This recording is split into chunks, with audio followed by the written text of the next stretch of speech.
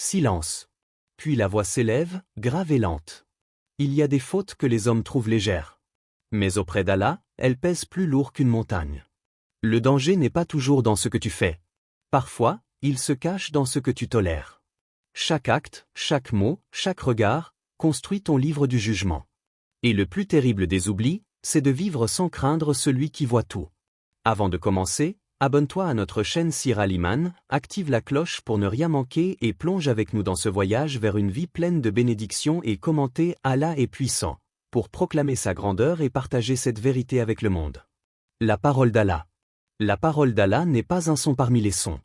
C'est une lumière descendue d'en haut, qui transperce les voiles du cœur et ranime ceux qui semblaient perdus. Quand Allah parle, les montagnes s'inclinent, les mers se taisent, et le monde tout entier suspend sa respiration. Mais les cœurs endurcis n'entendent rien, car leur bruit intérieur couvre la voix de leur Seigneur. En vérité, c'est dans le rappel d'Allah que les cœurs trouvent la quiétude. Sourate Ar-Ra'd, 28. La quiétude ne vient pas de la richesse ni des réussites visibles. Elle vient du lien invisible qui unit le serviteur à son Créateur. Un lien que le péché corrompt, que le dhikr répare, et que la sincérité fortifie. Lorsque le cœur se souvient d'Allah, il respire à nouveau. Mais lorsqu'il s'en détourne, il se dessèche, se rétrécit, devient une prison sombre où les désirs tournent en rond comme des fauves affamés. Chaque mot du Coran est un remède. Pas une poésie, pas une philosophie, mais un médicament pour l'âme malade. Car la douleur spirituelle ne se guérit ni par les discours, ni par la distraction, mais par la présence d'Allah dans la conscience. Le cœur ne guérit que lorsqu'il se soumet. Quiconque place sa confiance en Allah, il lui suffira. Sourate At-Tak, 3. Le cœur du croyant est un champ de bataille silencieux. Entre la peur et la foi. Entre la tentation et la patience. Entre le doute et la confiance. Quand tout s'effondre autour de lui, il s'accroche à cette promesse, Allah lui suffira. Et dans cette certitude, il trouve une force que nul ne peut briser. Mais celui qui oublie Allah, Allah lui fait oublier sa propre âme.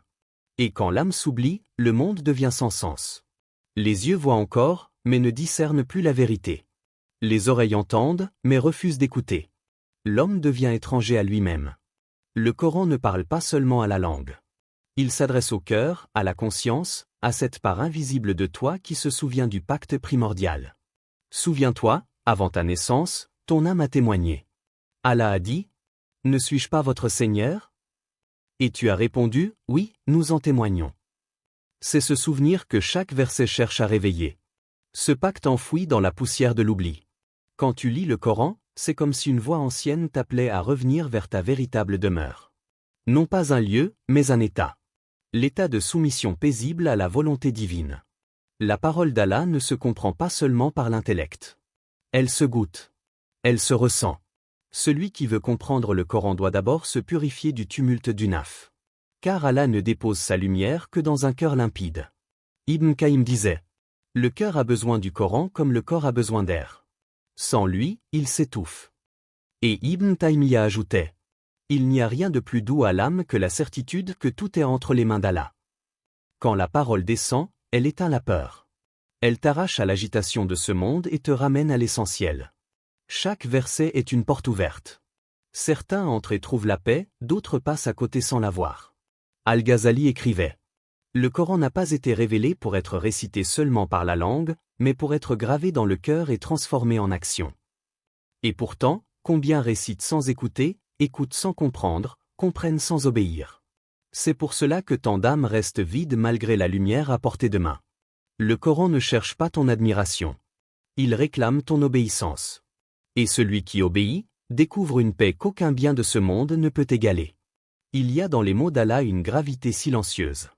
Il ne s'impose pas par la force, mais par la vérité qu'il porte. Celui qui s'incline devant eux s'élève. Celui qui les rejette s'enfonce dans sa propre ombre. Quand le croyant récite, il dialogue avec son Seigneur. Et dans ce dialogue, il se retrouve. Chaque « ô vous qui avez cru » est un appel direct, une interpellation intime. C'est Allah qui te parle. À toi, personnellement. À ta faiblesse, à ta peur, à ton espoir. Et c'est dans cet échange que le cœur apprend à battre au rythme de la foi. La parole d'Allah n'a pas besoin d'artifice. Elle est déjà parfaite. Mais pour la ressentir, il faut se taire intérieurement. Faire taire les jugements, les doutes, le bruit du monde. Et laissez le silence devenir prière. Car la foi naît du silence qui écoute la parole. Et la paix descend lorsque tu réalises que ce n'est pas toi qui cherches Allah. C'est lui qui t'appelle. Il y a en toi deux voix. L'une t'appelle vers la lumière. L'autre murmure dans l'ombre. Elle ne cesse jamais de se disputer ton cœur. Chaque matin, le combat recommence. Chaque soir, il se termine par une victoire ou une défaite, souvent invisible aux yeux du monde. Mais Allah, lui, les voit. As-tu dompté ton ego, ou est-ce lui qui te dirige? As-tu protégé ta langue, ou l'as-tu laissé blesser les cœurs? Que restera-t-il de tes paroles au jour du jugement? Ces questions ne demandent pas de réponse immédiate. Elles exigent un miroir. Un silence où ton âme s'écoute respirer, trembler, chercher une issue. Le prophète a dit: celui qui croit en Allah et au jour dernier, qu'il dise du bien ou qu'il se taise. Sahih Bukhari. Combien d'entre nous parlent pour être entendus, mais non pour être compris? Combien de langues tranchent plus fort qu'une épée? L'ego aime parler. Il veut exister à travers le bruit. Mais le cœur, lui, grandit dans le silence. Il y a dans chaque mot une trace, une lumière ou une tache. Le croyant pèse ses paroles, comme on pèse des joyaux. L'impulsif, lui, jette des pierres et s'étonne ensuite des éclats. L'homme fort n'est pas celui qui domine les autres, mais celui qui dompte la bête en lui. Le prophète a dit: le fort n'est pas celui qui terrasse les gens, mais celui qui se maîtrise lorsqu'il est en colère. Sahih Muslim. Cette parole est une épée dirigée vers ton propre naf. Elle tranche l'illusion de la force extérieure. Celui qui crie, frappe ou écrase n'est pas puissant, il est esclave de ses pulsions. Le vrai fort est celui qui sent la colère monter comme un feu, et qui la retient jusqu'à ce qu'elle s'éteigne dans le souvenir d'Allah. Ibn Qayyim a écrit: le naf est comme un cheval sauvage. Si tu ne le domptes pas, il t'entraîne vers ta perte. Chaque jour, ton cheval s'agite. Il veut être admiré, excusé, vénéré. Il se nourrit de louanges et s'étouffe dans la critique. Et tant que tu ne l'as pas attaché à la corde de la foi, il t'emmènera loin, très loin d'Allah. Regarde autour de toi, combien vivent prisonniers d'eux-mêmes. Ils pensent être libres, mais chaque regard, chaque mot qu'ils reçoivent, les fait trembler. Ils ne se soumettent pas à Allah, mais à l'opinion des hommes. Et ce culte de soi est la plus subtile des idolâtries. Le cœur, lui, ne veut pas dominer. Il veut servir. Mais le naf déteste servir, il veut être servi, honoré, rassasié. Et quand il ne l'est pas, il se rebelle, ronge ton calme, détruit ta paix. Allah n'a pas promis la tranquillité à celui qui se fuit, mais à celui qui se combat. Et ce combat, personne ne peut le mener à ta place. Ni ton imam, ni ton frère, ni ton ami. C'est une lutte solitaire, dans les heures où personne ne te voit, quand tu sens la colère, la jalousie ou la rancune te frôler l'âme. Ibn Taymiyyah disait: l'homme libre est celui qui est esclave d'Allah seul. Cette phrase renverse tout. Être libre ne signifie pas suivre ses désirs, mais être capable de leur dire non. Car la plus grande victoire n'est pas de conquérir des terres, mais de conquérir ton propre cœur. As-tu remarqué comme le péché commence toujours par une justification? Le naf ne se présente jamais en ennemi. Il se déguise en ami: tu mérites ceci, ce n'est pas grave, tout le monde le fait. Et c'est ainsi que beaucoup tombent sans s'en rendre compte. Ibn al-Jawzi disait: le plus grand piège du diable n'est pas le péché lui-même, mais la complaisance après le péché. Lorsque tu tombes et que tu pleures, tu es encore vivant. Mais lorsque tu tombes et que tu souris, ton âme est en train de mourir. Le combat intérieur n'a pas de fin. Même les pieux pleuraient de peur de leur propre cœur. Umar ibn al-Khattab disait: si un crieur annonçait que tous entreront au paradis sauf un, je craindrais que ce soit moi. C'est cette conscience qui fait la différence entre l'orgueilleux et le sincère. L'un se croit arrivé, l'autre marche en tremblant, conscient de ses failles. Mais Allah aime ceux qui tremblent pour lui. Ton ego, si tu ne le brises pas dans ce monde, te brisera dans l'au-delà. Et ce jour-là, aucune excuse, aucune façade, aucun titre ne te servira. Ton vrai combat n'est pas contre les autres. C'est contre toi-même. Celui qui gagne est contre lui-même devient un roi, car il règne sur ce que les autres subissent. Mais celui qui se perd dans ses désirs devient captif, même s'il possède tout. Et peut-être qu'un jour, tu comprendras, ce que tu prenais pour des épreuves était en réalité des champs de bataille où Allah t'enseignait à vaincre ton propre ego. La sagesse des anciens le rappel historique et spirituel. Le temps des anciens n'était pas mesuré par les horloges, mais par la conscience de l'âme et la peur de la perte de l'agrément d'Allah. Chaque geste, chaque parole, chaque silence portait le poids d'un jugement invisible. Les savants, les califes et les pieux ne vivaient pas pour eux-mêmes, mais pour le regard éternel de celui qui voit tout. Ibn Qayyim disait: chaque désobéissance affaiblit le cœur comme la maladie affaiblit le corps. Il ne parlait pas seulement de petites fautes. Il évoquait l'accumulation silencieuse de toutes les transgressions, celles que l'on croit sans conséquence, celles que l'on cache derrière des excuses. Chaque oubli, chaque désir mal maîtrisé, chaque injustice tolérée, ronge le cœur jusqu'à le rendre fragile et malade. Et quand le cœur s'affaiblit, l'âme chancelle, et le corps devient l'ombre d'un esprit assombri. Al-Ghazali rappelait: l'homme oublie qu'il sera jugé non seulement sur ses actions, mais aussi sur les traces qu'elles laissent dans les âmes des autres. Les actions ne disparaissent jamais. Elles s'inscrivent dans les cœurs, dans les mémoires, dans la trame invisible des relations humaines. Un mot injuste murmuré peut détruire une confiance, une parole bienveillante peut sauver une âme. Ainsi, la responsabilité de l'homme dépasse sa seule existence matérielle, elle s'étend à chaque vie qu'il touche, consciente ou non.